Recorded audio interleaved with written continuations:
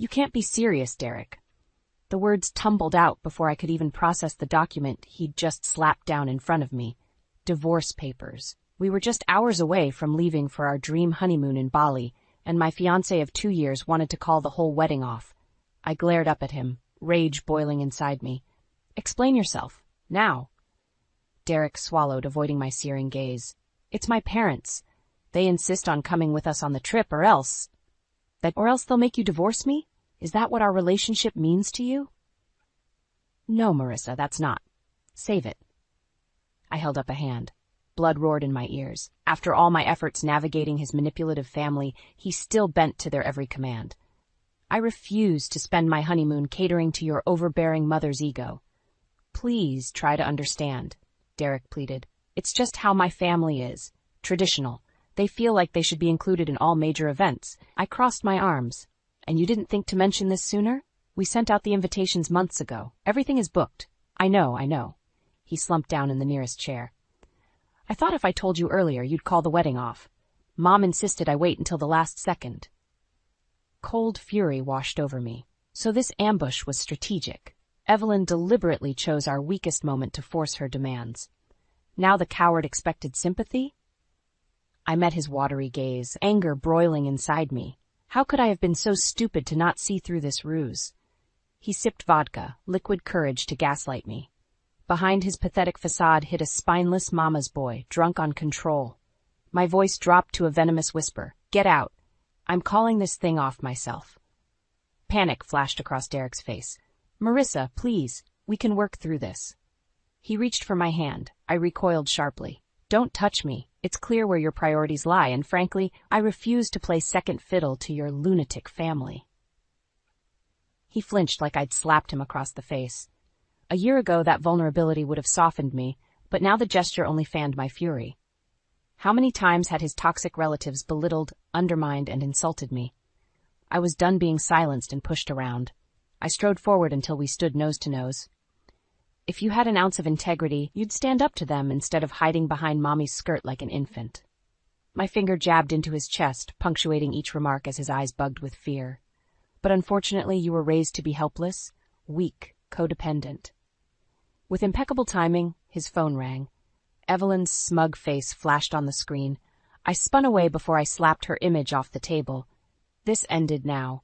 I would not be blindsided again. As I packed my bags, resolve fortified my shaking limbs. If it was war Evelyn wanted, then war she would have. The morning light filtering into my studio provided little warmth as I scrutinized the guest list for our would-be wedding reception. One by one, I mentally cataloged each name based on their level of enmeshment with Evelyn's toxic web of social connections. I reflected bitterly how I once viewed this list as the bonding of my chosen family with Derek's. How naive I'd been.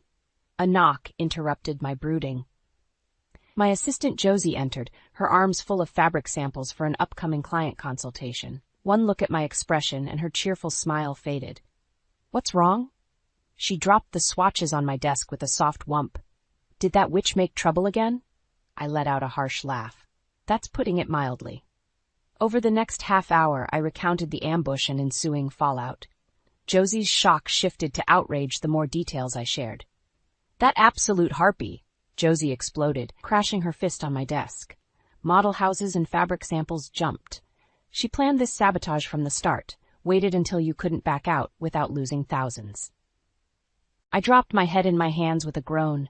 I walked straight into their trap. I should have trusted my instincts when his family resisted every wedding plan.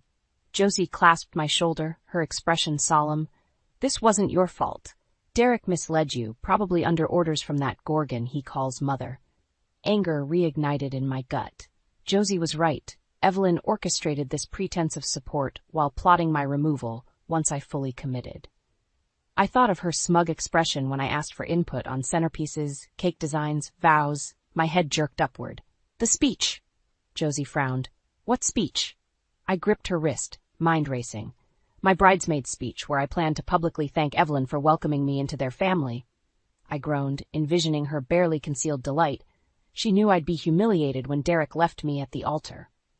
Josie's eyes narrowed to slits. That heartless witch! I strode toward my mock-ups and fabric samples. A plan was formulating. Evelyn's machinations had provided the perfect ammunition. Now I would deploy it against her. I turned to Josie with new conviction. Help me tear this place apart. We need to examine every wedding-related item with Evelyn's fingerprints. There must be more evidence of her plotting. Josie met my gaze, mirroring my look of dawning comprehension. Together we would expose Evelyn's deceit and render her the social pariah she deserved to be. Derek may have abandoned our partnership, but I had Josie's fierce loyalty, and that meant everything to me now. Let's give that old crone a taste of her own medicine, Josie said through gritted teeth. I squeezed her hand, gratitude and anticipation coursing through me. Game on, Evelyn. Your reckoning is coming. The following weeks passed in a blur of late nights pored over scandalous wedding mementos. Each custom invitation mocked me. Evelyn's fingerprints all over the intricate floral details she insisted complement the lace and chiffon monstrosity of a dress she selected. Like a spider, the cunning woman spun her web slowly, ensnaring me strand by silken strand. Josie became my anchor during this turbulent period. Together we dissected the mountain of wedding debris occupying my studio space, seeking any clue that could aid my vengeance. Bingo! Josie yelled late one Tuesday night. I jerked awake where I had nodded off at my work table, nearly upending my stone-cold coffee. Josie stood near the mock altar, holding a framed photo from Derek's cousin's wedding 2 years prior. Sorry, didn't mean to startle you, she said, but look what I found in the pile of Derek's stuff. I squinted at the image of Derek dancing with a blonde woman, their bodies pressed together suggestively.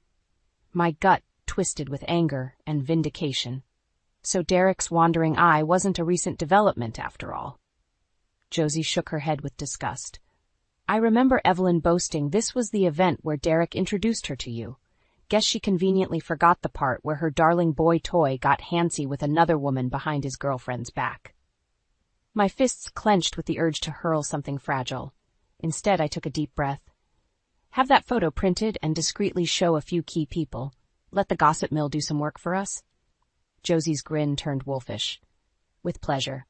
I know just who to share this with, too. That will get tongues wagging. She tucked the frame under her arm and sauntered out. As the door swung shut, my phone buzzed with an incoming text. The name sapped the momentary satisfaction right out of me. Derek.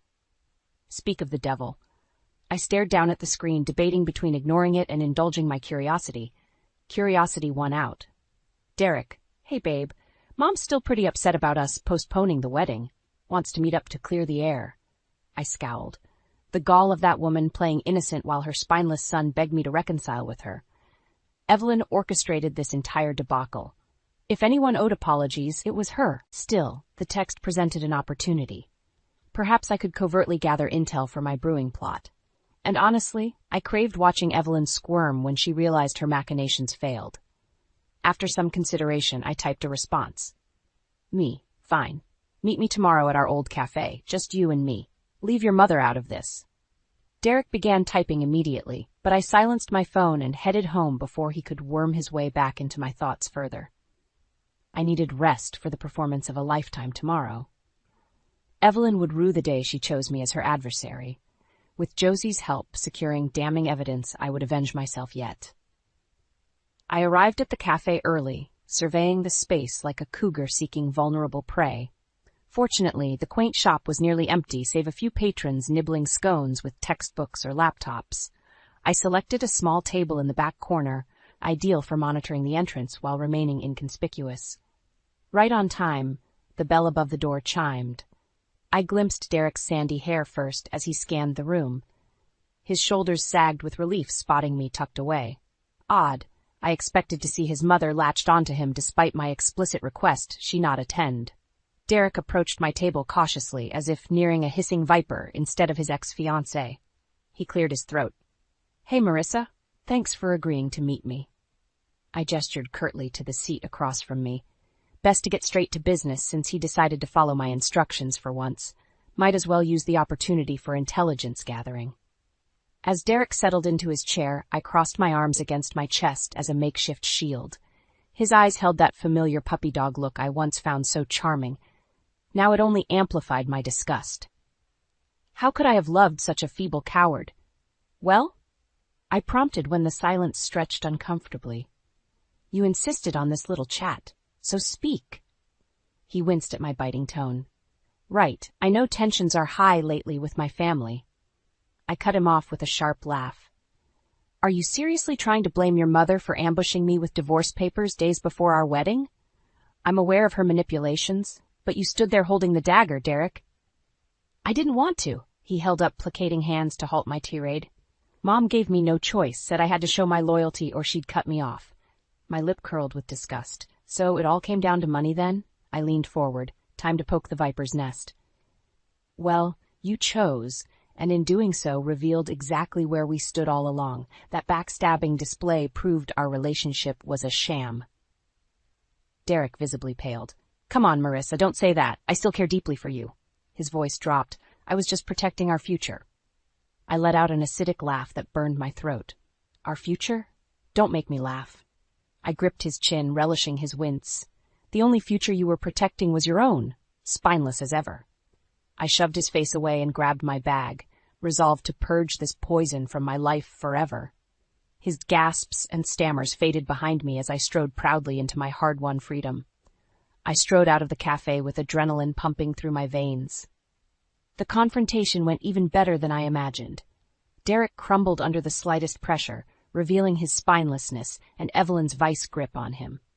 My suspicions were confirmed. Their family orchestrated this sabotage for financial gain, caring nothing for my dreams they eagerly crushed. Well, no more. I refused to waste another minute dwelling on their toxic web of lies. As I rounded the street corner, focused on hailing a taxi, my phone rang loudly. I didn't need to glance at the name flashing across the screen to guess who interrupted my dramatic exit. Likely the sniveling coward wanted the last word to salve his wounded pride. What do you want, Derek? I answered briskly, my tone sharp enough to sever bone. An acidic chuckle answered me instead. Come now, dear, is that any way to speak to your future mother-in-law? I froze in my tracks, knuckles whitening around my phone. Evelyn, I hissed between clenched teeth. To what do I owe the displeasure? Her answering laugh oozed false sympathy. Oh, I just had the most distressing chat with my son. He's absolutely inconsolable after your callous treatment earlier. Red flashed across my vision. I trembled with rage barely contained. Callous? I'm not the one who ambushed my fiance with divorce papers and ridiculous ultimatums days before our wedding. Each word shot out like bullets from a machine gun. If anyone has been callous, deceitful, and manipulative here, it's you. A weighty pause followed my accusations, heavy with unspoken threats. When Evelyn spoke again, her prim voice dripped venom.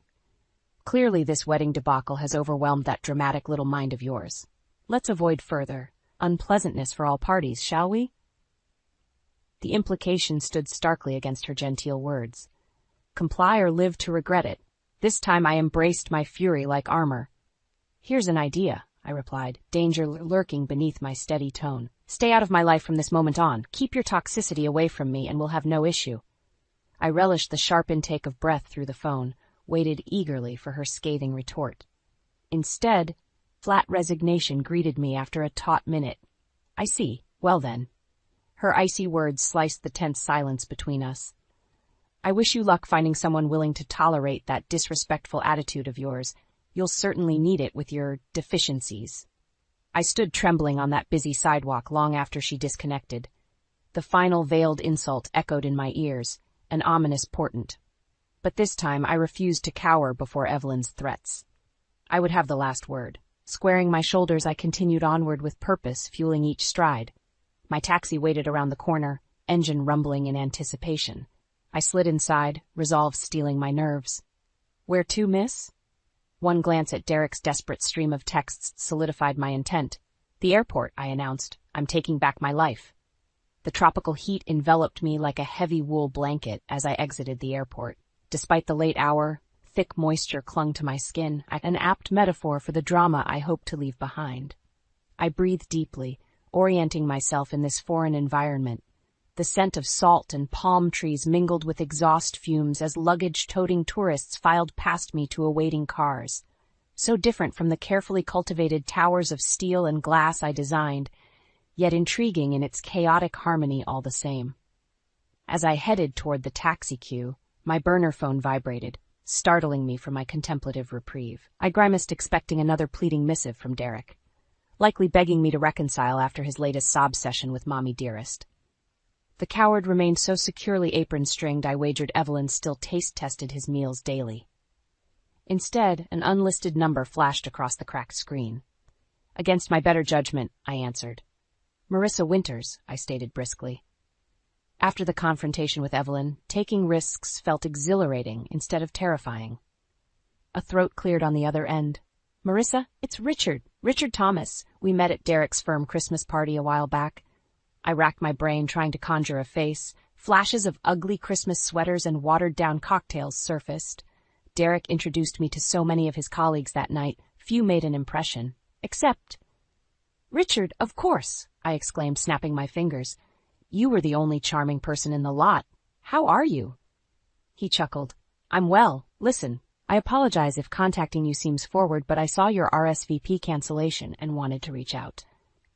I bristled, preparing a frosty retort about gossip chains, but Richard continued sincerely, giving me pause. "Truly sorry if I'm overstepping, but from our conversation at the party, you seemed quite lovely and too mature for Derek's circle." He hesitated before adding gently, "I guess my instincts were right, considering the broken engagement." My defensiveness wavered at his somber tone. Perhaps word spread about Derek's family sabotaging our wedding far and wide if sympathetic colleagues reached out. Their deceit impacting my reputation fueled my next bold move. I smiled slyly. "Richard, no need to apologize for calling. In fact, I'd love to get coffee sometime and... chat." I put slight emphasis on the final word, implying more. He inhaled sharply, clearly not expecting my response, but he recovered smoothly. "Chat, huh? I'd be delighted. Maybe over dinner instead when you're next in town? It's a date." After finalizing plans to meet up in a few weeks, I hung up feeling re-energized. An attractive, successful man sought my company despite the gossip. Already my revenge stirred interest. Whistling to myself, I climbed into the waiting taxi, directing the driver to my oceanside resort. As we lurched into chaotic traffic under swaying palms, I reflected on the remaining loose ends awaiting my return home. But for now, tropical adventure called. And with Richard's intriguing overture, both business and pleasure soon awaited me. Stunning Derek's circles with my quick rebound would deliver the ultimate vengeance. I intended to savor every minute of their downfall, starting now.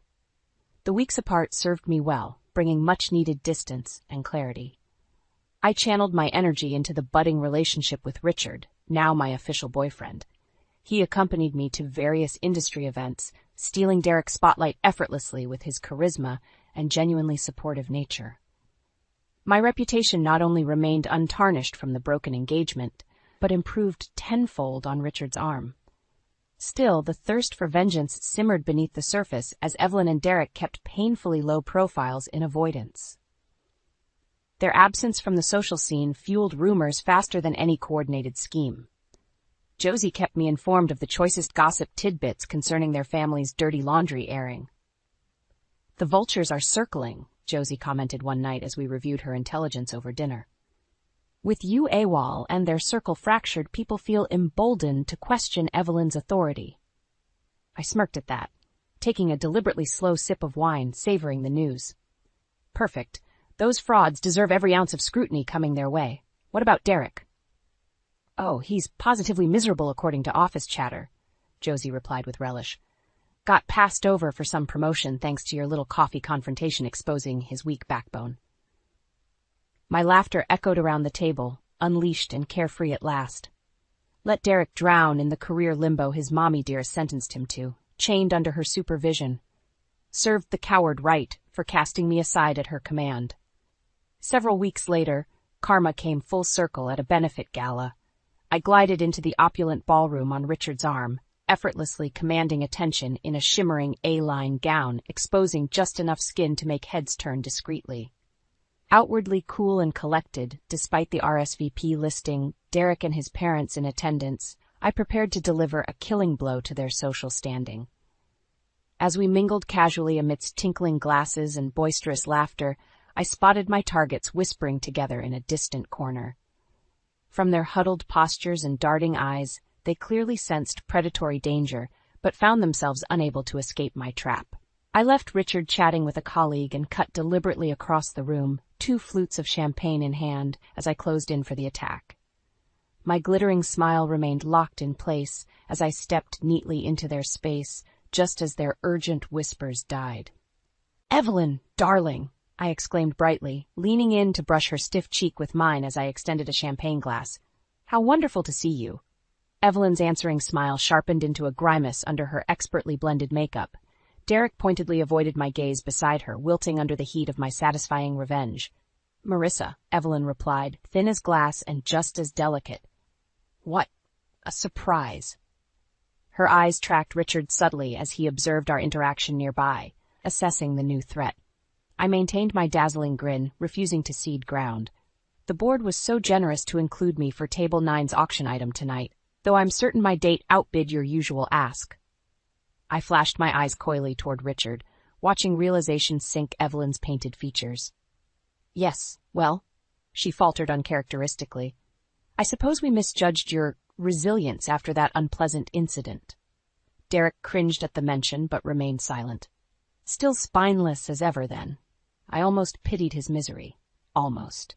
Instead, I channeled that simmering fury into a final, brutal strike. I stepped nearer and dropped my voice. "Clearly you underestimated me, Evelyn dear, attempted to bury me socially and career-wise, but only dug your own grave." I gestured subtly around us where partygoers observed our tense exchange. Rumors abound regarding certain indiscretions and manipulations, all thanks to your bungled schemes. Her eyes narrowed, hard and reflective as glass, but I continued before she uttered the threat teetering behind her lips. "However, seeing as tonight heralds new beginnings, allow me to extend professional courtesy." I allowed frost to permeate my sugary tone. "Stay out of my way permanently, and perhaps I refrain from exposing every excruciating detail of your family's cruelty. Are we clear?" Evelyn's expression soured, no doubt swallowing venom. Through rigid lips she forced out, "Crystal." I crumpled my champagne flute delicately in one hand, savoring her demise. "Excellent. Do give Richard and me some space. We have a charity auction to win. Ta-ta!" I sauntered away after one lingering look at Derek's crestfallen face, riding the ultimate high of sweet revenge. Their reputations smoldered in ruins thanks to my flawless execution. Now, at long last, balanced justice and freedom were mine.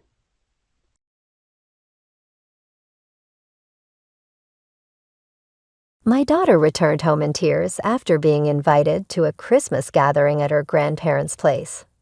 She was visibly upset and handed me a wrapped gift in silence. "Mom, look at this. Why do I have to endure this?" she said. I was at a loss for words. Upon opening the package, I realized it was inappropriate for a child. Alarmed, I immediately reported the incident to the police, leading to the exposure and subsequent upheaval caused by the gift giver's actions.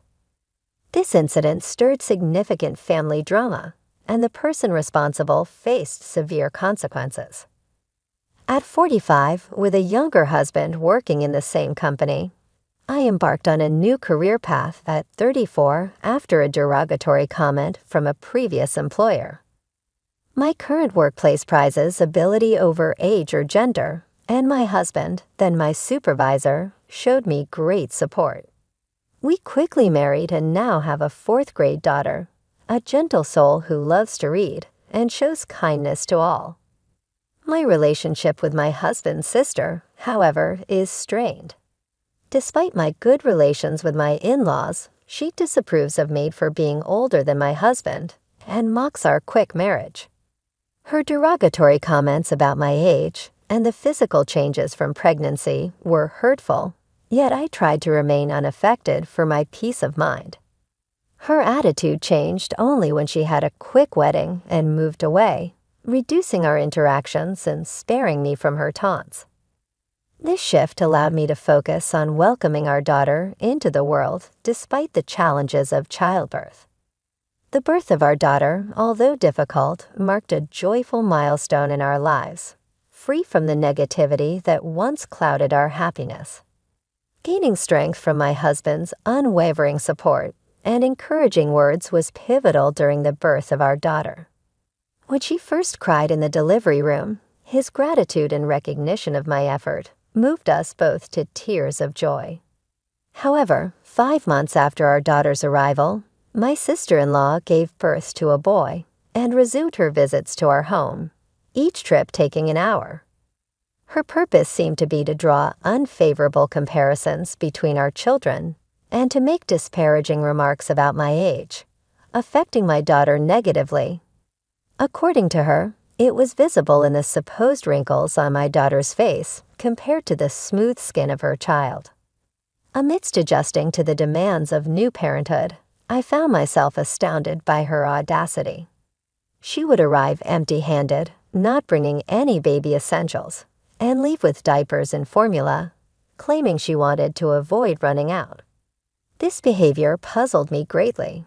It was as if her primary motive for visiting was to belittle me, and then take supplies as though it were her right. Eventually, her visits ceased, thanks to her husband's job requiring them to move to a different state. This brought a brief period of tranquility until our daughter began elementary school and discovered her cousin was also enrolled. Despite our strained family relationship, our daughter and her cousin developed a warm friendship. She, being older, kind and sincere, looked after him. He became quite popular among his peers. By the 3rd grade, they were in the same class, and my daughter received recognition for a summer project reading reflection, which was even published in the local newspaper. This achievement became a topic of conversation among family and relatives, especially during a visit to my in-laws. On this occasion, many relatives gathered, possibly because of my daughter's accolade. However, my sister-in-law seemed unsettled by our family receiving attention. She complained it was unfair, claiming the celebrated book was meant for her son. Despite the fact that the children had exchanged books by mutual agreement, after reading both options, they decided together on which book report to write, showing a collaborative spirit that my nephew appreciated. This incident highlighted the children's ability to share and support each other, contrasting sharply with the adults' conflicts and misunderstandings. My nephew had a preference for the book my daughter read first, and graciously, she allowed him to choose it. When I shared this story, my sister-in-law wrongfully accused me of composing the award-winning reflection for my daughter, perhaps recalling that. I enjoyed writing novels during my college days, a fact she likely learned from my husband. Unbeknownst to me, she was also maliciously spreading rumors at the school, insinuating that I had used personal connections with the competition judges to unfairly advantage my daughter's submission. The spread of these baseless accusations deeply saddened my daughter to the extent that she lost interest in her once beloved pastime of reading. This was the final straw for me. I couldn't bear to see her so disheartened, not only because of the false allegations directed at me, but also because she became a victim of cruel gossip. Before taking any action, I confided in my husband, detailing for the first time the extent of his sister's unkindness towards me since our marriage. This included her taking clothes intended for our daughter, rationalizing that infants couldn't discern gender-specific attire, and making derogatory remarks about my appearance during pregnancy, comparing me to a sumo wrestler. Outraged by his sister's behavior, my husband agreed it was time to involve his parents, insisting on personally conveying the situation. Together with his parents, he confronted my sister-in-law at her home. Her initial delight at seeing her family unexpectedly dissolved into shock as she faced a stern reprimand from my husband. Her reaction to being called out was to direct her anger towards me, accusing me of betraying her to her favorite brother, thereby casting herself as the victim in an attempt to deflect responsibility. Initially, I answered her phone calls, mistaking them for attempts at reconciliation, only to realize she was merely venting her frustrations. Eventually, I set her number to go directly to voicemail, effectively ignoring her attempts to contact me. The call ceased after a few weeks, which I initially attributed to her losing interest. However, I later learned that wasn't the reason. In December, a children's Christmas party was organized at my in-laws, a first for them, which piqued my curiosity about the timing. Nevertheless, my daughter was thrilled to be invited, reminiscing about the joyous Christmas celebration she experienced in kindergarten and hoping for a similar event at her elementary school. Unfortunately, her school didn't organize such festivities due to their policy on religious events. I often ponder the need for strict adherence to religious traditions when Christmas itself has blossomed into a universally cherished holiday distinct in its celebration across the globe. This thought crosses my mind, especially since I've noticed some parents are quite particular about maintaining their religious connotations. Last year, deciding to embrace the festive spirit in our own way, my daughter and I chose to celebrate Christmas quietly at home. She particularly enjoyed the gift exchange, a highlight of our celebration. This year, an invitation from my in-laws suggested a modest budget of $11 for a gift exchange at their Christmas party. My daughter and I embarked on a little adventure to a vast shopping mall nearby, searching for the perfect present. She eventually settled on one of her cherished picture books, eager to share its story and the joy it brought her with someone else during the party. On the day of the event, with the present in hand, she set off to my in-laws' place, just a short bus ride away from our home. After letting my mother-in-law know of her impending arrival, she kindly offered to pick her up from the bus stop. A call from her later assured me of my daughter's safe arrival, allowing me to momentarily put my worries to rest. However, peace was short-lived. Merely 50 minutes later, the unexpected sound of the front door opening on a weekday caught me off guard. My husband was at work, and I was home working remotely during my daughter's winter break. The sight that greeted me was heart-wrenching, my daughter sitting by the entrance in tears. She handed me a gift-wrapped bag, her expression suggesting that the contents would explain everything inside. I found a newspaper with her reading reflection torn to pieces, accompanied by a menacing card written in red ink. It warned us about becoming too arrogant or else risk ending up like the mutilated stuffed animal, also inside the bag, disfigured and stained with red ink to mimic blood. This disturbing display was far from a harmless prank. My daughter revealed that this unsettling gift was the work of my sister-in-law, a revelation that stunned me. The party was intended to be a joyous, child-centric event, with an agreement among the adults to abstain from preparing gifts personally. Yet despite not accompanying my daughter to the party, I was taken aback to learn of my sister-in-law's presence and her heinous act towards my daughter. Had my mother-in-law been aware of her daughter's attendance, she surely would have informed me, as she had always insisted that we notify her of any issues caused by her daughter. This breach of understanding left me dismayed, underscoring a deliberate attempt to harm us, unbeknownst to my mother-in-law, after my daughter came home upset. I reminded her to tell her grandmother about what happened. However, before she could, my aunt intervened, stating she hadn't called for her, and that only children linked to missionary schools were welcome. My daughter, puzzled, asked what a missionary school was, leaving me struggling for words. Recently, a relative had been accepted into a missionary school, sparking much discussion within the family. My sister-in-law's son attended a missionary kindergarten, and we'd heard tales of relatives, unaware they were connected to such schools until enrollment. Our choice was different. We opted for a local kindergarten and public elementary school for our daughter. It seemed my sister-in-law used this as another opportunity to belittle my daughter, distressed by the threatening gift she received. I rushed to the police station, insisting on the seriousness of the threat. Despite initial reluctance from the police to intervene, suggesting it be resolved as a family matter, thankfully a female officer recognized the gravity of the situation. She acknowledged that threats and violence within families are indeed reportable offenses. She empathized with our fear and took immediate action by promising to visit my sister-in-law with a warning that evening. When my husband came home, I recounted the day's events. Outraged, he condemned his sister's spiteful actions and contacted his parents, who were hosting the Christmas party. Yet they claimed ignorance of the incident.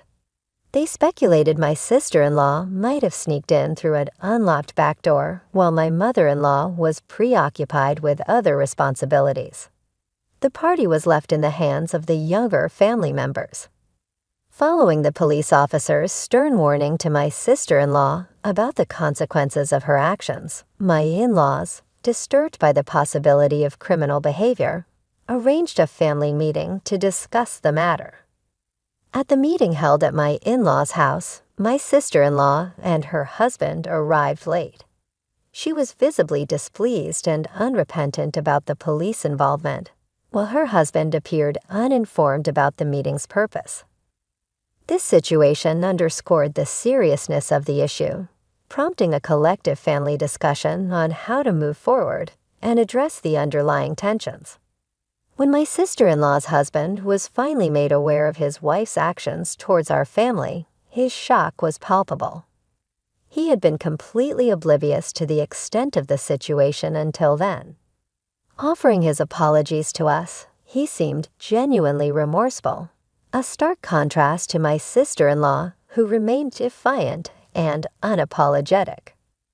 Her rationale that the lack of arrest by the police equated to innocence left everyone speechless, showcasing a level of denial that was hard for us to comprehend. In a surprising turn of events, he announced his decision to divorce her. This revelation stunned us all, as there were no outward signs of trouble in their marriage. Explaining his decision, he shared a history of enduring her behavior, which had escalated from neglecting household duties and childcare to causing fear due to her carelessness. Her obsession with appearances led to multiple unnecessary moves, each driven by her vanity and the desire to maintain a certain social status rather than actual job requirements. Their moves were often justified by her ambitions for their son, like attempting to enroll him in prestigious kindergartens, which only ended in disappointment and further embarrassment. Eventually, they settled for a public elementary school, a choice driven by their son's preference, supported by his father against his wife's initial reluctance.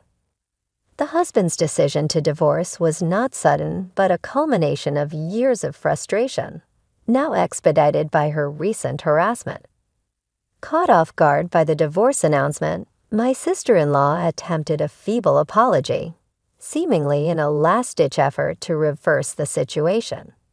Claiming her actions were merely jokes or pranks, however, the seriousness of her actions, especially the hostile message intended for a child, went far beyond what could be dismissed as a joke.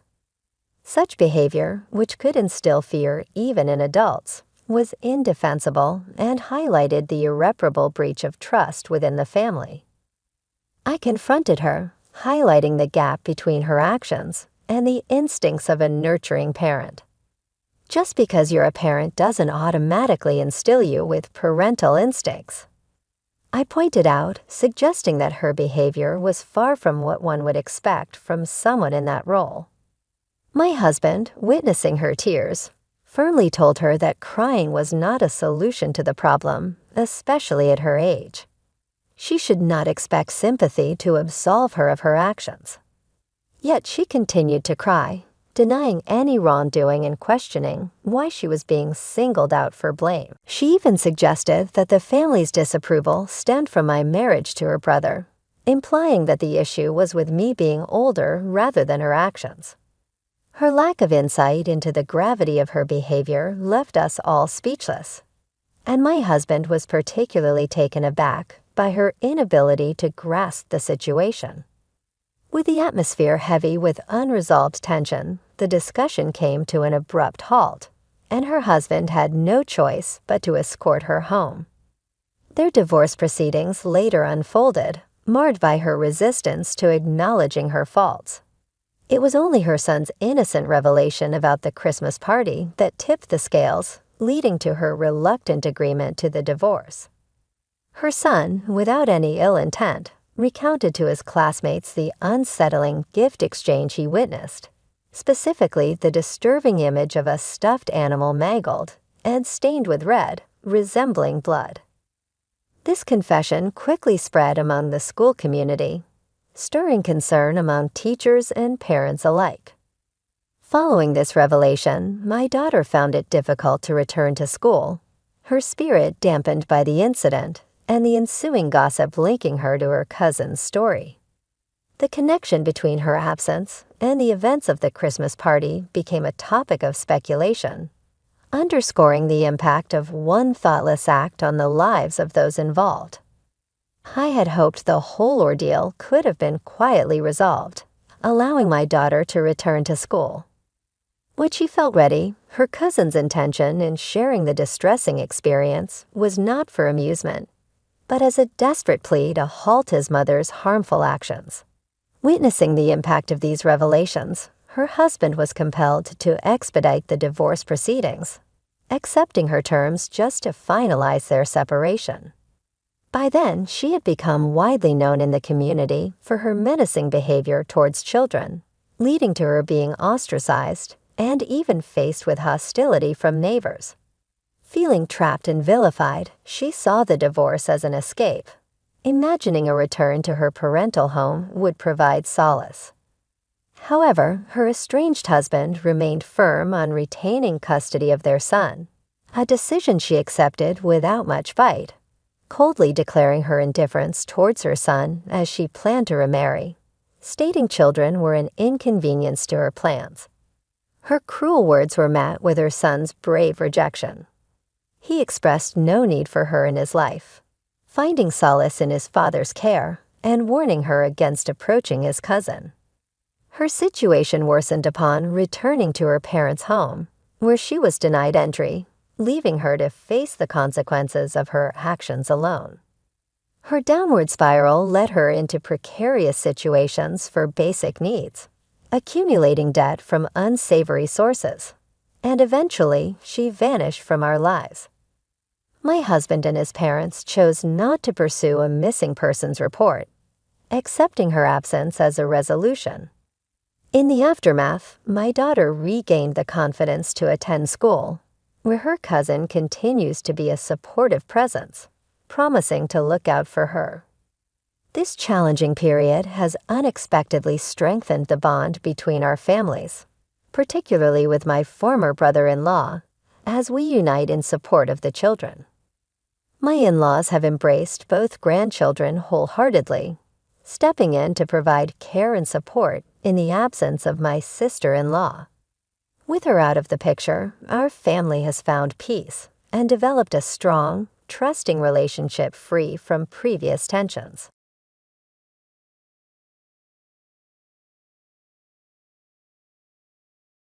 Oh, isn't this exquisite? It's not just lovely, it's a pink diamond. And it comes with a price tag of $50,000. My mother-in-law, who couldn't be bothered to attend my own mother's funeral, appears to be relishing a lavish getaway with her friends, completely oblivious to my presence. She gleefully shared details about her new sparkling pink diamond ring, seemingly fueled by jealousy towards a friend who flaunted a similar ring. In her triumph, she revels in having outdone her friend by choosing a more expensive ring from the same store. However, the reality is far from what it seems. It's implausible for her to afford such a costly item, and it turns out she had secretly taken money from my husband's safe to make the purchase. This money, crucial for her future, had been earmarked for her nursing home fees. My name is Hillary Johnson, a 46-year-old woman living with my husband, Steve, who is 7 years my senior, and our high school senior daughter, Gina. Despite not being wealthy, we lead a stable life. I have worked part-time at a local drugstore for over a decade, and my hobby is cultivating herbs. Lately, I've been challenging myself with a medical herb certification exam. Jenna and I often discuss her future dreams, bringing us joy. 6 months ago, my father-in-law passed away, introducing significant changes to our modest lifestyle. According to his will, the house went to Steve and the cash to my mother-in-law. The money was intended for her nursing home fees, given her age of 75. Despite this, she pleaded tearfully to live in the house, and after much debate, we agreed to cohabitate for a year while searching for a suitable home. The area where the family home is situated has now become a popular high-end residential area. Still, we are not wealthy. It's an old land holding. I learned that my mother-in-law had a habit of spending recklessly, and though I had prepared for it to some extent, the reality was shocking. As Steve heads out for dinner shopping, my mother-in-law, on the first day of our cohabitation, casually asks, "Hillary, could you lend me some money? I'm going out. Thank you just in case something comes up, and I need more. Give me $100 for now," she says under the pretext of buying dinner. I found myself pondering how much groceries she intended to purchase. Despite my reservations, I made the mistake of giving her the requested amount. 2 hours later, she returned by taxi-laden with bags from an upscale department store filled with expensive deli items and sweets. Tonight we feast. I wanted to try these side dishes. They're supposed to be delicious, and we have desserts too, she exclaimed proudly. Curious, I asked, "Mother, how much did this cost?" She replied, "Well, let's see. I went a bit over because of the taxi, but I covered the extra, so it's fine." Her proud declaration left me speechless. But little did I know this was just the beginning. Managing finances became my biggest headache after moving to the family home. While my father-in-law was alive, we used online supermarkets for groceries, paying with his card. Learning from my initial mistake of giving her large sums of money, I no longer entrusted her with shopping and kept the wallet in a locked drawer. Unhappy with not receiving money, she stopped doing any housework, caring only for the flowers at the entrance. Despite our monthly allowance of $300, she squandered it on clothes, beauty salons, meals, or coffee with neighbors. By mid-month, she would usually run out of money and ask for more.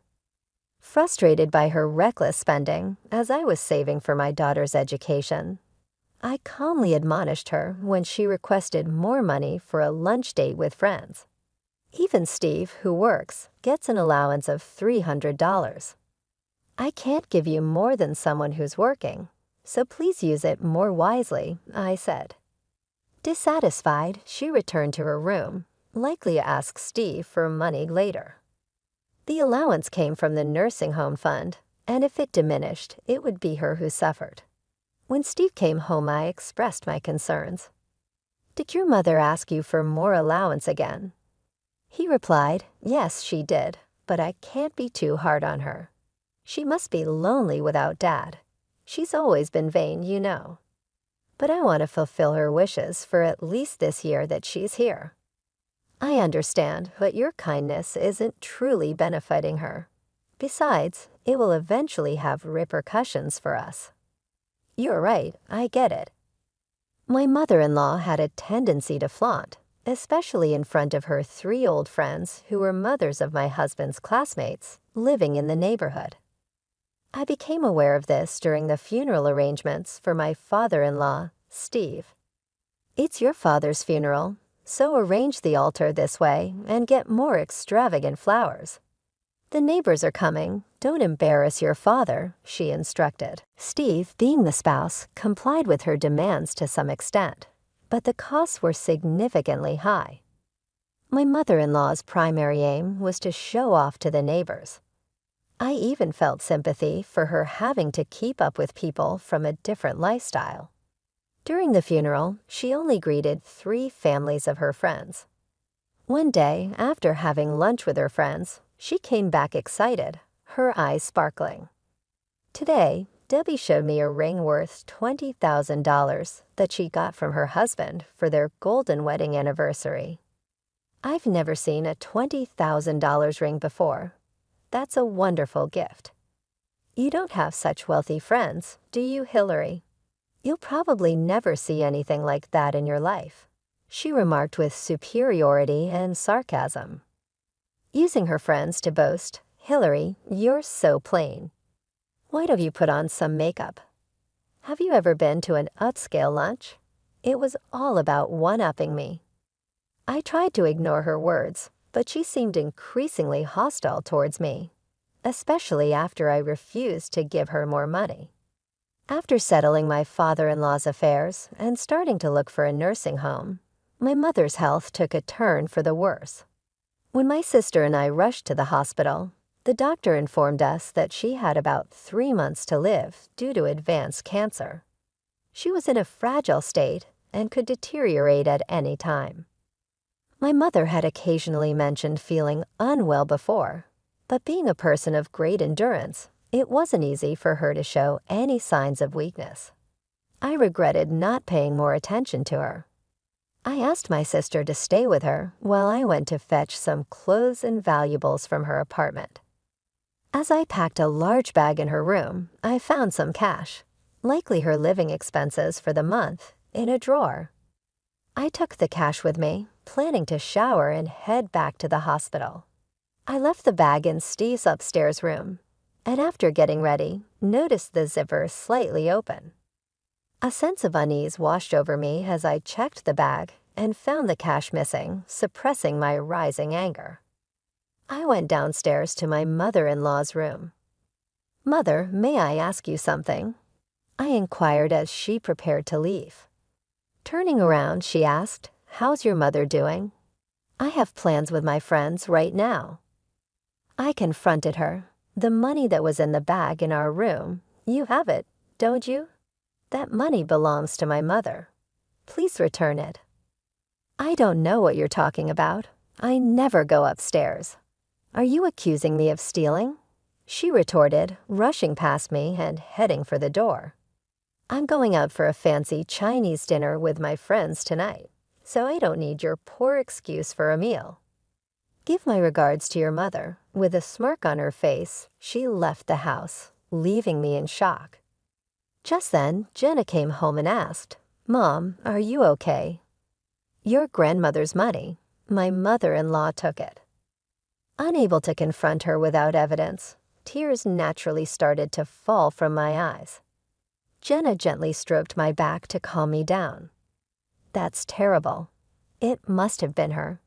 I've seen her coming down from upstairs before. To think she would stoop to taking your grandmother's money. I can't forgive her. But how's Grandma?" "If you're going to the hospital, I'll come with you. Let's think of a way to get back at her," she said. As we walked, Jen's words encouraged me, lightening my heart a bit. Despite feeling sorry for my father-in-law, I decided to protect my family in my own way. A few days later, my mother's conditions suddenly worsened, and she passed away. In her final days, she was mostly in a daze, occasionally lucid. I expressed my gratitude to her repeatedly. For raising me, for her love, for Gina's future, dreams for the plans with Steve, and for our old age. She didn't speak, but her eyes smiled gently and sometimes nodded. While talking to her, I remembered a visit to my father-in-law before his death. He had thought about divorcing my mother-in-law, but didn't want to trouble his son and his wife. He asked me to sell the house and put my mother-in-law in a nursing home after his death. That's when he told me about her spending habits. Her attitude changed when Steve started kindergarten, living in a wealthy area, feeling pressure to keep up with rich neighbors.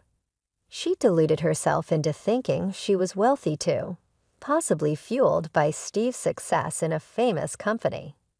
I regretted not putting her in a nursing home sooner. It could have prevented the theft of my mother's money. Steve and Gina arrived in time for my mother's final moments, but only my sister and her husband were there at the end. When we returned home to prepare for the funeral, my mother-in-law was out. I decided to show her the last bit of kindness. We held a small funeral for my mother without her presence. I tried calling her, but she was out and never answered. When I returned home after the funeral, everything was quiet as if she had stayed out overnight. Then my mother-in-law returned in a good mood. "My condolences for your loss. It must have been hard," she greeted me.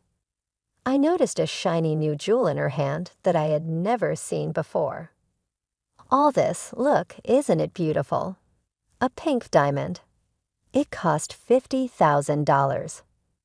How did you get that, Mother?" I asked.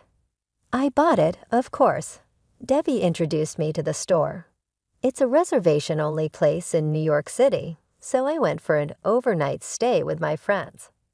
The hotel we stayed at, and the meals were wonderful," she said, to my astonishment.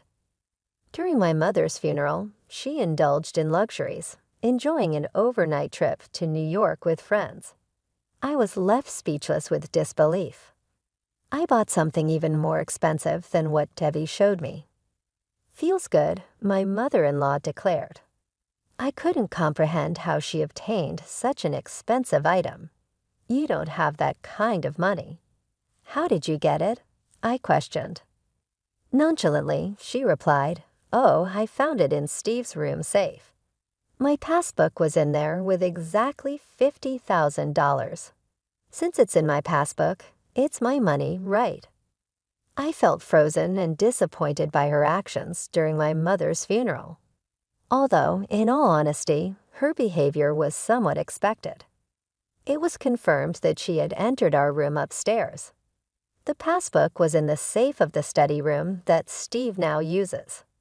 The safe was an old dial type, and Steve, finding it tedious to turn the dial, left it unlocked, thinking the study was locked anyway. On the day my mother passed away, I intentionally left the study unlocked, suspecting that she might take the opportunity to enter our room and take the passbook from the safe. That $50,000 is from my father's inheritance. Do you understand what that means? I asked her. Unperturbed, she replied, "I know. It's my money left by your father, so what's wrong with using it?" I began to feel pity for my mother-in-law. "Sure, it's your money, and you're free to use it. But that was meant for your old age. We'll be moving out, so please manage on your own from now on." At first, my mother-in-law looked confused, but she slowly turned pale as she understood my words. "Wait, isn't there a separate fund for the nursing home? It's more than this amount, right?" she inquired. I explained, yes, there was more, but it decreased due to the inflated funeral costs of my father-in-law and your monthly requests for more allowance from Steve. Feeling the need to illustrate the alternatives, I handed her brochures of nursing homes I had collected over several months. She looked at them speechless and shaking. At that moment, Steve and Gina came down from upstairs. I had reported to them after opening the study, so they had come to check. Steve, initially skeptical that his mother had stolen the money, had no complaints about what I did. While I would have properly arranged for my mother-in-law's nursing home if nothing had happened, her intrusion into our room and the theft of the money prompted me to protect my family. I had made it clear that entering our room and touching the money was unacceptable, I declared. I decided to sever ties with her for life. "Steve, you'll stay in this house, right? It's sad to sell a house filled with memories, but taking care of parents is a son's duty." I desperately clung to Steve. Checking the safe, I realized she had taken more than the passbook. The cash I withdrew for the car inspection, too. "That's too much." "I trusted you, Steve," I said, shocked by her actions, struggling to speak. Steve admitted, "Oh, I have it. Just borrowed a bit. It was $11,000. But that wasn't all. What about Hillary's mother's money?" I demanded, panicking.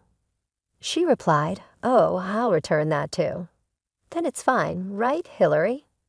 She hastily handed me the money, possibly pretending about the $50,000 ring. Until the end, there were no words of apology about my mother's money. "I'm sorry, but I can't live with you anymore. I'll protect my own family from now on," I declared. She broke down crying, clinging to Steve till the end.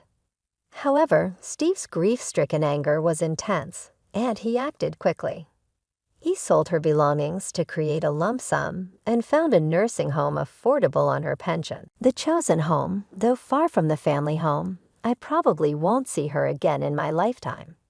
Steve occasionally gets calls from the home, and she seems calmer now, possibly settling into her new environment. I regretted not placing her in a home earlier. Perhaps if we hadn't lived in that house, her life might have been happier. A part of me felt a little sympathy for her. After she left, we moved. Waiting for Jen's graduation, Jenna got into her desired university and started living on her own. The family home, being in a popular area, quickly found a buyer. Steve is now applying for a transfer to a branch near the sea. We plan to spend a few years until retirement there, searching for our final home. We hope to continue living peacefully and harmoniously as a family.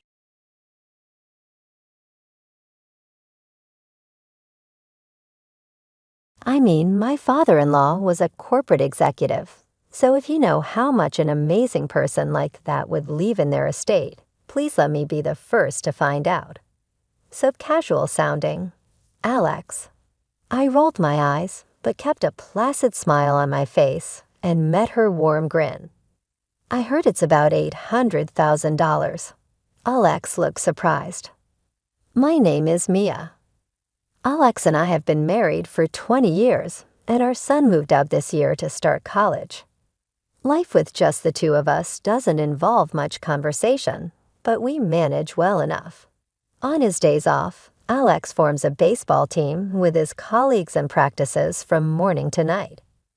I work part-time and spend my weekends gardening or going to yoga with friends, filling my alone time with activities I enjoy. We do different things, but it doesn't bother us, and I think we're like any other couple our age. However, an unsettling air began to disrupt our routine. It all started with a message from a friend who goes to yoga with me, attached with a photo. I'm at the station now, and isn't this Alex, Mia's husband? I hesitantly opened the photo, and though it was from a bit of a distance, I could see it was Alex. He was walking, holding hands with a woman. My heart pounded loudly with anxiety. Is Alex having an affair? He said he was going to practice baseball today in preparation for tomorrow's tournament, but could that have been a lie? I think it's my husband, I replied. My friend quickly responded, what will you do? Do you want to come here? I pondered for a while before using my phone. No, it's okay. I'll talk to my husband. I closed my phone and sat down on the sofa.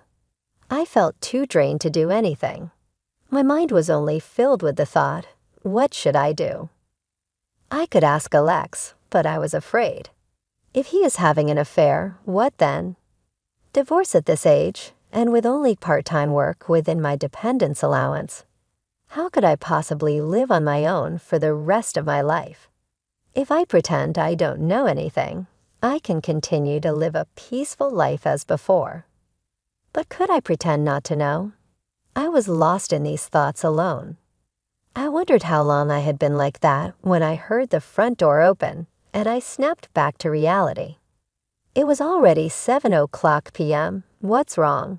Why are all the lights off? Alex turned on the living room lights and spoke with a tone of disbelief. Oh, sorry, I was sleeping. Alex laughed in disbelief and started to wash his uniform in the washing machine. Seeing this, I realized that Alex had indeed been exercising, and I started to think that the photo might have been a mistake. If you're tired, why don't we go out for dinner? I nodded vigorously, accepting his suggestion. Spending time together might dispel my doubts. Did you go anywhere else today besides baseball? Nowhere in particular. Why? I was just wondering. You said you wanted new shoes the other day, so I thought maybe you went shopping. Oh, I haven't got around to buying them yet. With that, the conversation ended.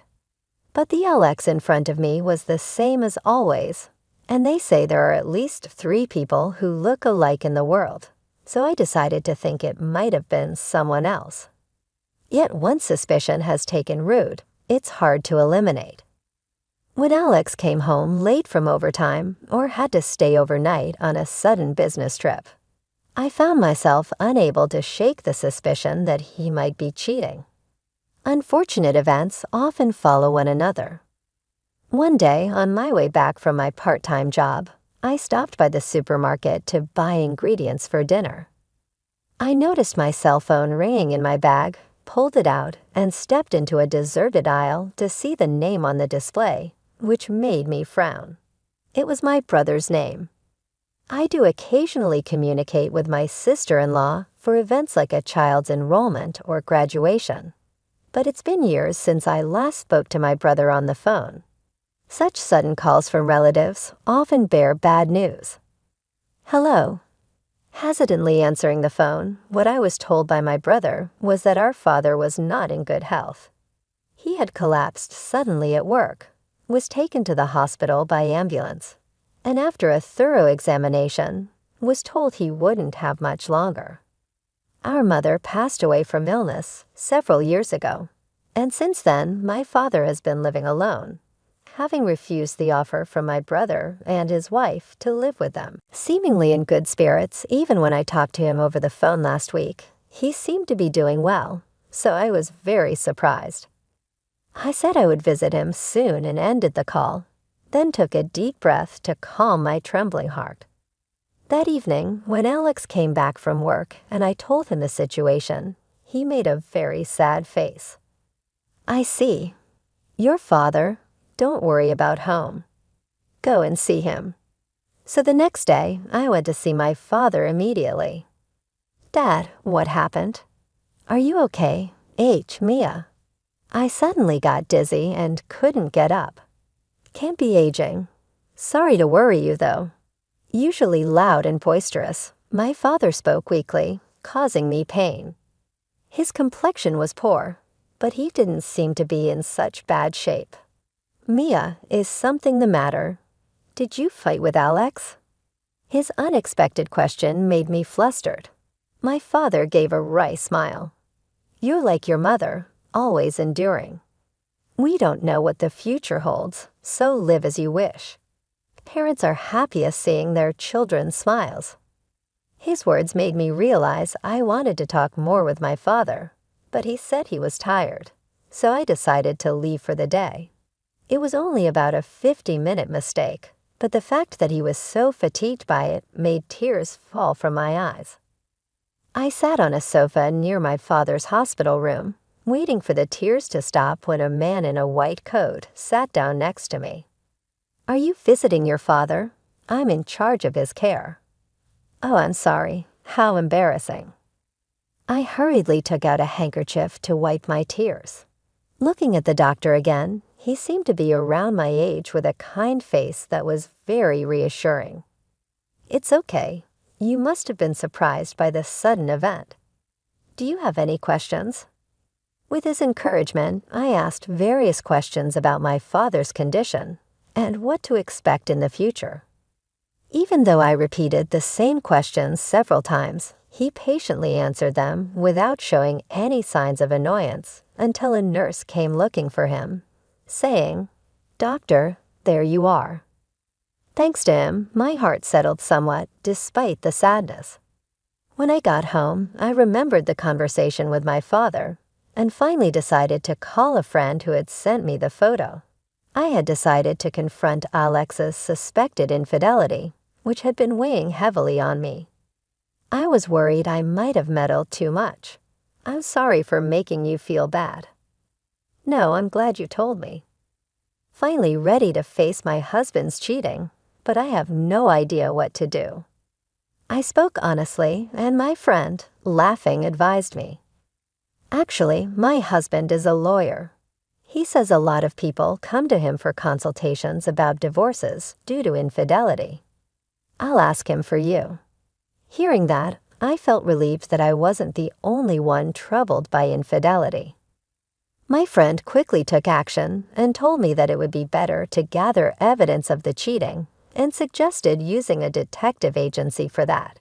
She gave me contacts for several detective agencies and even offered to go with me if I was nervous, making me feel grateful to have such a friend.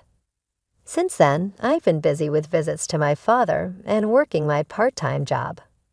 Around the same time, Alex started saying that his work had become busier, with a noticeable increase in overtime and business trips.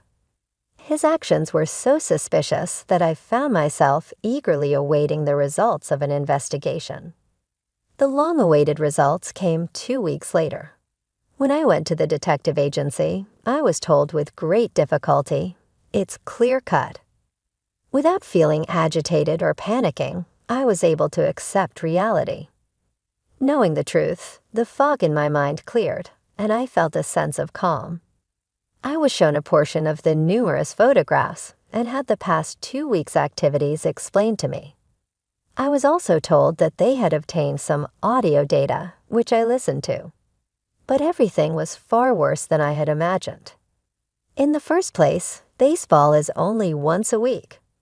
It's always for 2 hours in the morning, and the other members would quickly go home to their families. They said all the other time was spent with his affair partner, and sometimes they would even wait at the family restaurant near the baseball field for Alex to arrive. It seems that he even went to the trouble of washing the practice clothes he took with him as a fake, just to cover up his lies. All the overtime and business trips were lies. It was all time made up to spend with his affair partner. From the most shocking audio data, it was revealed that Alex was discussing with his affair partner about getting a divorce as soon as he received his inheritance, because his father-in-law was in poor health. "It probably won't last another month, so let's reserve a high-rise condo near the station now," he was heard consulting. It seems that the recent business was due to him starting to prepare for a new home and making reservations for furniture and household appliances as well. Next month, there were even plans for a pre-wedding trip, and I felt dizzy. The fact that my husband was waiting for my father to pass away was enough to lose any love or similar feelings I had left. I didn't feel sad at all. Instead, I felt a strong desire to get divorced as soon as possible. After paying a substantial amount to the detective agency, I took all the data and left it at a friend's house just in case. When I mentioned that I wanted to hire a lawyer, they readily agreed and offered to introduce me to an acquaintance who was a lawyer. However, all my money had been spent on the detective agency, and I was hesitant to touch the household finances for fear it might negatively affect the divorce. So I reluctantly consulted with my brother. My brother scolded me, saying, "Why didn't you talk to me sooner?" and generously lent me the money that would be needed for the lawyer. After meeting with a lawyer and talking to my part-time job about wanting to work full-time or as a regular employee, they said I could work as a contract employee, and it seemed that things would be financially manageable.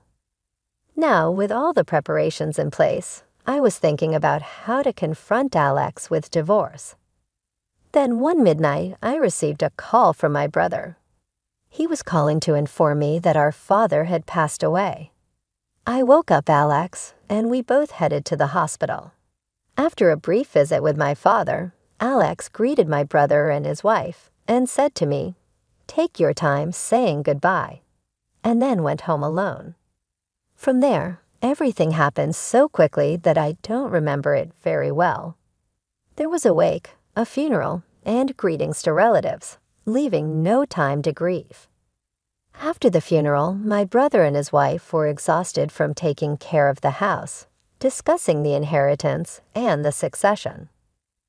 Alex, as usual, claimed to be busy with work and didn't help on his days off. Even right after my father-in-law had passed, he would go to baseball. My brother and his wife were quite disgusted, but knowing that my decision to divorce was firm, they said nothing, which I appreciated. But there was so much to do that the divorce was put on the back burner. Things didn't start to move significantly until about half a year later. Finally, all the procedures related to my father were completed, and the amount of the inheritance was determined. By the way, has your father's inheritance come in yet? It's scheduled to be transferred tomorrow. But why do you ask? No, just curious. Your father was a big company manager, so I was wondering how much his inheritance would be. Alex spoke as if to make excuses. I sighed inwardly, but kept a bright smile on my face without letting my true feelings show. I heard it's $800,000.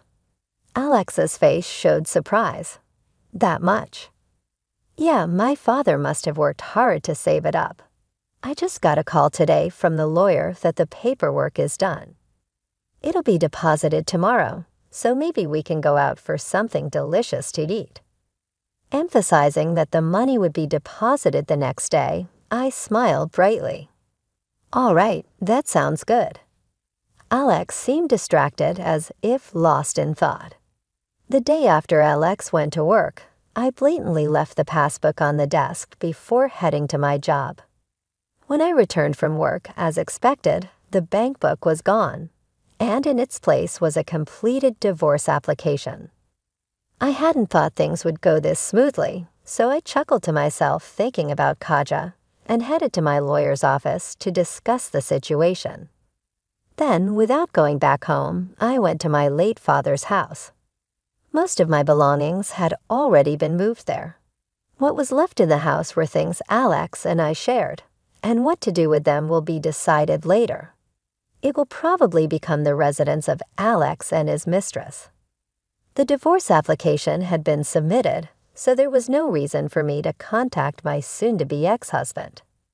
The only potential contact would be from my lawyer regarding a claim for compensation for the affair, but they couldn't do anything right now, as they hadn't been able to reach him. However, 3 days after returning to my family home, Alex called. Mia, what is going on? The bank account is empty. Where is the inheritance? And where are you? The inheritance? Do you mean mine? Why would you use it? I played dumb. For now, his asking for my location meant that Alex had returned home. I had to contact my lawyer immediately. Anyway, why isn't there $800,000 in your bank account? Did you take my bank book? I was planning to change the account for my company's salary deposit and had prepared it, but it's gone, and I've been looking for it. Don't mess with me. It's a shared asset since we're married. Give it to me. I don't want to be yelled at on the phone. It's painful for my ears. The inheritance is a personal asset, not shared. Besides, I've already filed for a divorce, so we're not married anymore. Don't contact me again. It's okay for you to live with your mistress in our house. Bye. I heard Alex gasp, but I hung up the phone unilaterally and immediately informed the lawyer's office of Alex's whereabouts. From that night on, there were multiple calls from Alex, but I ignored them all and enjoyed a drink by myself. After almost a year of painful days due to suspicions of Alex's infidelity, it was wonderfully peaceful to be able to relax like this. Waking up after a night's sleep, I was shocked at the sheer number of missed calls on my phone. It must be Alex panicking after getting a call from the lawyer. With trepidation, I checked the messages to find angry ones like, "Was this about compensation for infidelity? If you knew about the affair, just say it." And even was trying to be apologetic. "Mia, I'm sorry. I was wrong. I want to talk things over." Without replying, I left my phone aside and went to work. Inside my bag was a new phone. This one was unknown to Alex, and I would use it from now on. Knowing Alexa's character, I had prepared accordingly. After a while, the lawyer said that the other party desperately wanted to meet, so a confrontation was arranged. I had anticipated this and preferred to settle things quickly rather than drag it out. We chose a family restaurant with semi-private booths for the meeting place. I had chosen the venue as I didn't want it to be out of public view. At the agreed time, Alex and his mistress arrived. It had been about a month since we last met, and Alex seemed a bit tired. Maybe it was just my imagination. I had seen pictures of the mistress, but it was my first time meeting her in person. Her hair was done up in a bun on her head, and she was dressed casually. She looked so young and cute that I wondered if she was a student, but I knew from the investigation report that she was 25 and worked in a cake shop. I couldn't understand that such a fluffy cute girl saw in a 50-year-old man. Alex began. "Mia, what is all this about? No inheritance and now a demand for compensation. I don't understand." Both the lawyer and I couldn't help but give a wry smile at Alex's words. "The inheritance is something my father left for me, and Alex, you have no right to it. The compensation is because the divorce is the result of your infidelity, which hurt me. You have to pay for that. It wasn't infidelity that caused it. It was a mismatch of personalities.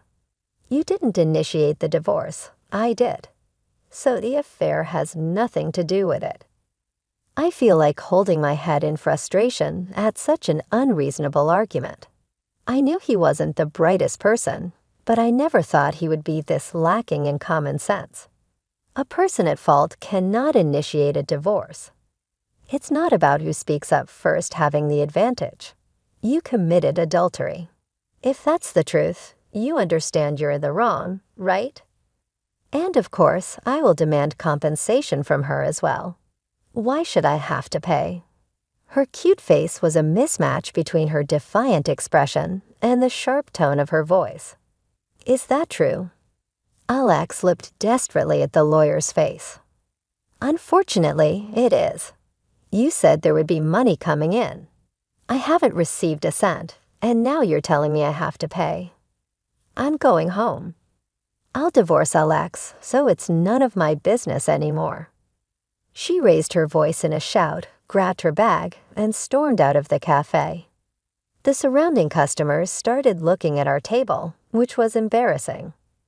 "We know her workplace, so it will be fine," the lawyer said with a smile, causing Alex's face to pale. "Actually, that girlfriend, she's incredibly headstrong. When we were having an affair, she seemed so sweet. She always smiled when we were together, and she would cry when it was time to leave, saying she was sad. Even being told about the affair, I don't know how to react. After we started living together, her cooking wasn't good, and she constantly wanted new bags and clothes. It was cute at first, but after we got married, it just became a hassle. It's only been about a month since we were married, but Alexa's complaints about her were spilling out nonstop. I realized I always compare her to Mia. You could do housework and cook well, and you always waited for me to come home without a single complaint. So would you consider giving it another try? I'm so astonished that my mouth hangs open. I hadn't anticipated this turn of events, and the lawyer seemed utterly speechless as well. It's impossible. No, please. Let's work this out. I'll change my ways. I promise never to cheat again. You said you were busy with work when you cheated, didn't you? I can't trust anything now. Alex begged intensely, repeating, "Please, let's get back together. Remember when my father was in danger until he passed away? There was about a month, but you never visited him once, saying you were busy with work. You were having an affair even when I was in such a painful situation. After my father passed away, all you thought about was when you would get the inheritance, right? There were signs you had opened the passbook several times. You probably had planned to take the inheritance and leave. The completed divorce papers disappeared, hadn't you?" As I confirmed each fact, Alex began to tremble. He probably hadn't thought everything was exposed. You had a reservation for a fancy condo, right? But too bad, since the inheritance didn't come through, you had to cancel. I suppose the old house we lived in must be nothing but agony for her. How do you know all this? I have plenty of evidence. You're probably still thinking that if you remarry me, you won't have to pay any compensation, won't you? At that, Alex fell silent. It seems I hit the mark. It's profoundly pathetic to realize he's after my money. If there's nothing more to say, I'm going home. Wait. Alex grabbed my hand as I tried to leave. Mia is the most important to me. Please give me another chance. Alex's eyes were brimming with tears, looking like they could spill at any moment. I'll never betray you again, and I'll do all the household chores. Please come back to me. Unable to keep his emotions in check, Alex started to sob uncontrollably. Hey, stop it. It's embarrassing. Aren't you newlywed? Why don't you talk it out together? We should each walk our paths in life. The truth is, she's been cheating on me. It seemed she married me for my money. Without it, I'm just an old man. The ex-husband collapsed on the floor and cried, looking miserable and helpless. But I had no obligation to reach out to him. Our conversation leaked to the surroundings, and it was incredibly embarrassing to see everyone whispering and looking at the weeping husband. Ignoring the crying husband, I picked up the bill, and the lawyer and I headed home. Later, because they stubbornly refused to pay the alimony, I reluctantly called Alex's parents for advice. It had been a long time since I last spoke to my in-laws, who lived far away and were incredibly shy. After thanking them for attending my father's funeral, to my surprise, I found out that Alex had not reported the divorce or the remarriage to his parents. The in-laws were shocked by the news. The mother-in-law was so distressed that she took to her bed. We don't know what to do. Give us some time, was the unreliable response. So I gave up on counting on them. However, the next day, Alex's father brought his brother to visit Alex. Alex's uncle, unlike his father, was an exuberant man who talked and laughed a lot. I remember Alex complaining to me about how tough he found his uncle, especially when the relatives gathered. Thanks to the appearance of this powerful helper, I don't know what happened, but they agreed to pay the alimony, and Alex's uncle decided to take him back to the countryside. Alex's father tearfully apologized to me for this decision. The in-laws, now over 80, promised that since they had no income, they would have Alex work at a relative's factory nearby and pay me the alimony under their supervision. As for the woman Alex had an affair with, she had unilaterally served him divorce papers and disappeared. But since I knew where she worked, I had no choice but to contact her workplace. I was yelled at not to contact his workplace, but I spoke with a woman claiming to be the manager, and she told me an astonishing fact. Alex had been saying she was cheating on me with the manager's husband, who was just getting ready to file a lawsuit. Rest assured, we won't let him get away, she said. And true to her word, a few months later, the compensation was deposited into my account. When I went to the cake shop to say thank you, the mistress was indeed no longer there. As expected, she had been fired from the cake shop. And although she had wanted to become a pastry chef, it seemed unlikely now. She was working multiple jobs to repay the settlement and was said to be seen going to a nearby construction site at this time of day. The manager informed me. Out of curiosity, I took a brief look, and there was the mistress, with her cute face sweat-drenched without any makeup, being scolded by an older man while working. With compensation due for 2 parties, she must be burdened with a significant amount of debt.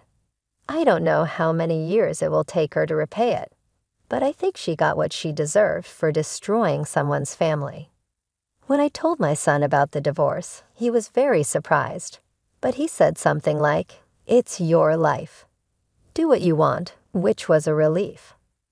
What I was most worried about was how my son would take it.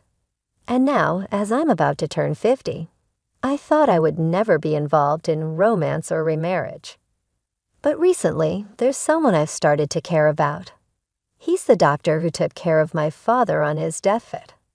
Every time I visited the hospital, we would talk more, and he had a very high level of likability. After the divorce, while wandering alone in a shopping center, I happened to meet him, and we started talking. It turned out that the doctor was also divorced, and finding ourselves in similar situations, we hit it off even more.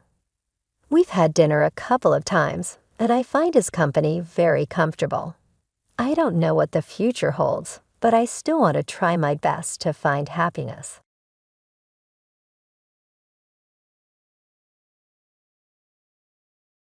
One day, having returned overseas only a week before from the trip of a lifetime in Vietnam and Cambodia, I received an anonymous-looking call which sent my heart racing. Stumbling out, she chirped that there was $32,000 worth of some shit. This confused me because as a freelancer I have some savings for unexpected expenses, but it is not common to hold so much cash at home. My banking card was safe with me, and nobody other than myself should have been able to withdraw a sum of this grand caliber without my knowing. Jessica explained that she took the money from a drawer in our sideboard, assuming that we were well off financially. I appreciated her good intentions, but was confused about why she thought I had given her permission to take the money. This left me puzzled over where the $32,000 had come from. The mystery lingered until a month later when Kevin, presumably her husband, returned home. This unexpected resolution still left some tension in the air. Over that month, Jessica made over 136 calls to me, which I chose not to answer initially. When I finally did pick up, she accused me of something unclear.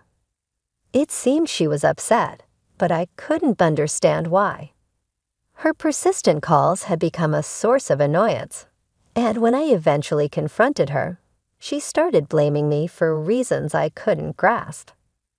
This confusion and the accusations added a layer of complexity to our interactions, leaving me to sort through the misunderstandings and the surprising discovery of the money. I realized that the situation was evolving just as it had been set in motion over the phone. I could hear Jessica's voice ringing out, but I learned she was addressing Lisa, a 33-year-old freelance jewelry designer. Lisa shared her ambitions and personal challenges with me. She expressed a strong desire to have children, but her demanding career often stood in the way. Her husband, Kevin, also 33, had originally held a regular job, but had since shifted his focus to help manage her burgeoning career. When Lisa and Kevin married, she was just starting out and not earning much, so they relied heavily on Kevin's steady income. However, by the time Lisa reached her 30s, her career had stabilized and grown to the point where she needed help managing her busy schedule. Seeing the potential in their partnership, Kevin decided to leave his stable job and join Lisa as a business partner. With Kevin's support, Lisa's business flourished, securing contracts with well-known international brands. Despite their professional success, they faced challenges, particularly with Kevin's mother, Jessica, living alone in the family home. Jessica had a skewed perception of their lifestyle. She believed they were living luxuriously, constantly attending lavish parties and dinners with corporate executives. While these events were indeed part of Lisa's job responsibilities as a jewelry designer, Jessica viewed them as extravagant leisure activities. Jessica's misunderstandings extended to financial expectations as well. She often asked them for money to host her social gatherings, assuming that their perceived lavish lifestyle could easily support her desires. This ongoing misconception created tension as Lisa and Kevin navigated their successful yet demanding lives while trying to manage Jessica's expectations and frequent requests for financial help. While I'm financially capable of supporting Jessica, the lifestyle she imagines us leading isn't as glamorous as it appears. The events we attend are part of our essential business commitments that we cannot skip. Living in luxury is a part of our professional image. It involves dressing elegantly and dining at upscale restaurants. Despite this, Jessica often shares her envy of our lifestyle, usually with a sarcastic undertone. Although I consistently decline her requests for money, Kevin, being her son, occasionally gives in to her demands, seeing it as a minor compromise to maintain peace and prevent disruptions to our work.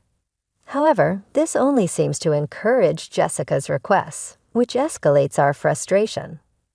Recently, Jessica visited us and insisted that Kevin buy her a new dress for an upcoming social event. Although we suggested a more budget-friendly three-piece suit, she was adamant about getting a lavish dress to fit the occasion's perceived grandeur. In her view, the attire was crucial, and she even demanded a matching handbag, expecting us to cover that expense as well. To manage these constant financial demands more efficiently, Kevin decided to set up a credit card in Jessica's name, instructing her to use it for her expenses. Initially, she went overboard with her spending and had to be cautioned by Kevin. He then made it a requirement for her to consult him before making any significant purchases. This approach was intended to give her some autonomy while keeping her spending in check, aiming to balance her desires with our need to manage our finances responsibly. Despite having access to a credit card, Jessica's spending habits didn't change much. She even bought an expensive ring without informing us beforehand. The cost quickly escalated, creating a financial burden. Kevin, who was responsible for the bills, realized that the situation was unsustainable. Frustrated by her disregard for the financial implications, he decided to impose a spending limit on her card.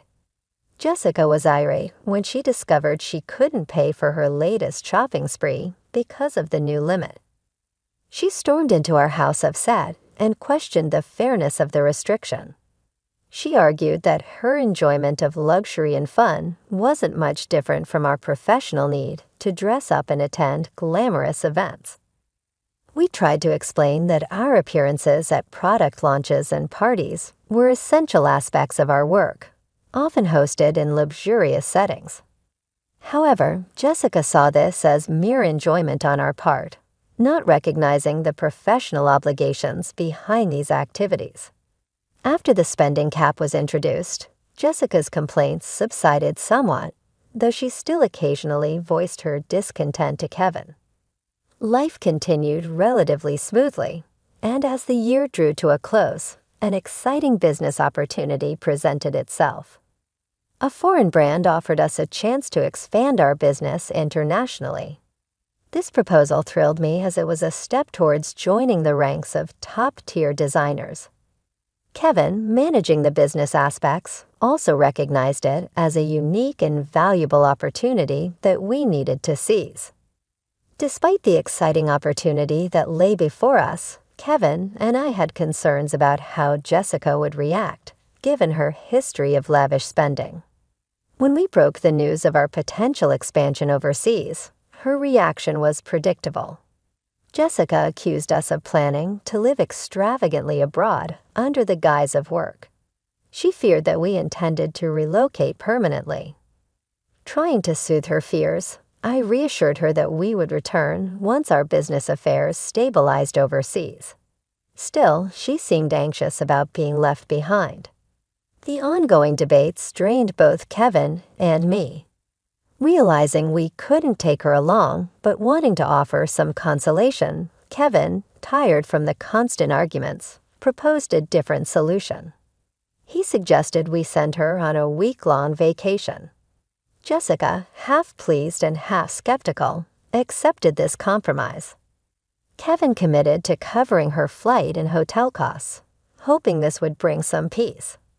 However, the tranquility was short-lived. A few days later, while Kevin was preoccupied with the overseas arrangements, Jessica dropped by our house. She had another request. She wanted additional money to shop during her trip abroad. When I inquired about the credit card Kevin had given her, she admitted he had taken it back, fearing she might misuse it due to fluctuating currency rates. I explained that I couldn't authorize any financial assistance without Kevin's consent. The conversation ended with Jessica leaving in a huff. As the new year dawned, Jessica embarked on her 10-day journey. Upon her return, she shared a surprising revelation that would change our understanding of the entire situation. Jessica called me, bubbling with excitement from her trip, but soon admitted that she had overspent on souvenirs. Feeling increasingly fed up, I confronted her about the money she claimed I had saved for her, a sum I had absolutely no memory of setting aside. The conversation quickly took a sharp turn. I knew I had savings in my bank account earmarked for business emergencies, but it was impossible for Jessica to have withdrawn any cash from there without my consent. She then revealed that she had found $332,000 in a drawer of our house's sideboard. I was baffled. Keeping such a large sum of cash at home was out of the question for us. I informed Jessica that if she had indeed taken money from our house without permission, it constituted theft, regardless of her being family. I stressed the gravity of the situation, particularly if Kevin had earmarked that money for an important business deal. Throughout her trip, there had been no disruptions in our business transactions, which made her claim even more suspicious. Jessica, with a casual demeanor, admitted to using the money, as if informing me would settle the matter. I pointed out that taking money without permission was not only unethical, but also illegal. I expressed my concerns about her entitled reasoning. She defensively retorted that since we live so extravagantly, she saw no harm in sharing a bit of that lifestyle, suggesting that it was almost like doing a favor for a parent. This rationale only deepened my concerns about her understanding of boundaries and responsibility. I found Jessica's reasoning to be wholly inappropriate. She had taken money without permission, yet she seemed unconcerned about the gravity of her actions. She promised I would speak with Kevin upon his return, confident that he, being her son, would understand. She even made a passing remark that $32,000 wasn't much to him. Although I agreed to relay her message, I was deeply unsettled by the entire ordeal and amazed by her blatant lack of awareness. Ending the call, she nonchalantly thanked me and asked me to pass her regards to Kevin. Still perplexed about the presence of $32,000 in cash at home, I confronted Kevin about it when he returned that night. He explained that he had withdrawn the money from his bank account 12 days prior for an urgent payment that required cash. I was surprised he chose to keep such a large sum in a drawer, given the obvious security risks. Kevin appeared troubled when he inquired if I knew anything about the cash. Earlier that day, Jessica had called gleefully, thanking us for the $32,000, mentioning she had a wonderful time spending it. I was confused about her statement until it became clear that the money did indeed belong to Kevin. However, we were still clueless about the intended purpose of such a substantial amount. I questioned Kevin why he had left such a large sum at home, especially since we typically conducted transactions through bank transfers. He revealed that after limiting Jessica's credit card limit, she had covertly borrowed money from various other sources, including consumer finance cards and other credit cards she had opened without his knowledge. When Kevin discovered this, it added another layer of complexity to our already strained dealings with Jessica. Kevin took a decisive step by collecting all of Jessica's credit cards and preparing cash to address her escalating debts. Despite giving her the money, he was aware of the risk that she might spend it carelessly. This approach clarified some aspects of the situation, Yet the reasons behind Jessica's actions remained puzzling. I was inclined to handle the repayment of her debts directly through bank transfers, thinking this would be more straightforward and traceable. However, Kevin preferred to maintain fewer records in our bank accounts, aiming to preserve trust with our business partners and keep our bookkeeping straightforward. Thus, he chose to withdraw cash and handle the payments personally. Supporting Jessica's overseas trip was essentially a parting gesture, acknowledging that once we moved abroad, we wouldn't be as available to assist her as before. As time went on, Jessica began to call me frequently, reaching up to 136 calls a day. Kevin had advised me not to engage with her excessive attempts to contact us, but her persistence raised my concerns. One day, her voice, tinged with desperation, broke through as she apologized for the incessant calls during our busy period of moving preparations. She revealed that she was facing daily payment demands and that Kevin was not responding to her calls. Desperate, she turned to me as her last resort for help. I was taken aback that Kevin would take such a drastic measure against his mother, particularly if he had indeed set aside money to clear her debts. Had he used it as intended, perhaps Jessica would not have been overwhelmed with collection efforts from finance companies and consumer lenders. Now she was bombarded with collection letters and calls, seemingly powerless to resolve her financial woes. This situation painted a distressing picture, highlighting the complexities and strains within family dynamics and financial management. The whole situation seemed like something out of a drama series. When Jessica called pleading for help, claiming it was a son's duty to assist his mother, I couldn't help but feel the gravity of her distress. I mentioned her pleas to Kevin when he came home, but his response was unexpectedly harsh. He coldly dismissed her, pointing out that Jess had squandered her chances herself. Following Kevin's example, and despite my desire to help, I decided to block Jessica's number. She was Kevin's mother, and if he chose to distance himself, there was little I could do. As the day of our overseas move drew closer and I was surrounded by boxes in our cluttered home, a profound sense of helplessness washed over me concerning Jessica's predicament. It turned out that the situation had escalated far beyond what I had imagined. Jessica had to sell her house to settle her debts, a drastic measure that underscored the severity of her financial woes. In addition to the $32,000 that Kevin had earmarked for helping her, it emerged that she had concealed even more debts. The total amount was so substantial that even after selling her property, she couldn't fully clear her obligations. The revelation that our home had to be sold was a stark and painful reminder of how deep Jessica's troubles ran, leaving an unimaginable total balance still outstanding. This drastic solution highlighted the harsh realities of financial mismanagement and its devastating consequences on personal and family life.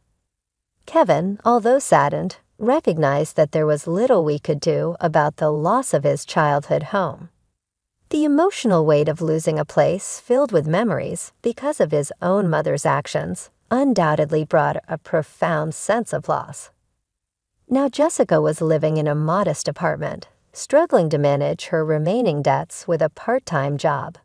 At her age, finding work was challenging, and though I felt a twinge of sympathy for her, the reality was that her financial mismanagement had led to this situation. It was a stark reminder that even in later years, taking responsibility for one's actions is crucial. Meanwhile, our business was flourishing overseas, opening doors to opportunities I had never anticipated. Back home, we received inquiries from various brands, and I found myself navigating offers from unexpected places, an exciting development that significantly broadened our professional horizons. The success was gratifying, but it came with its challenges. My schedule was so packed that finding time to rest was difficult, and Kevin was equally busy with numerous responsibilities. Amid this bustling new life, the thought of starting a family seemed more like a distant dream. As I pondered these thoughts, gazing out at the foreign cityscape from my window, I reflected on the stark contrast between our thriving new environment and the difficulties back home. This juxtaposition underscored the complexities of life, where professional success often coexists with personal challenges and tough familial decisions.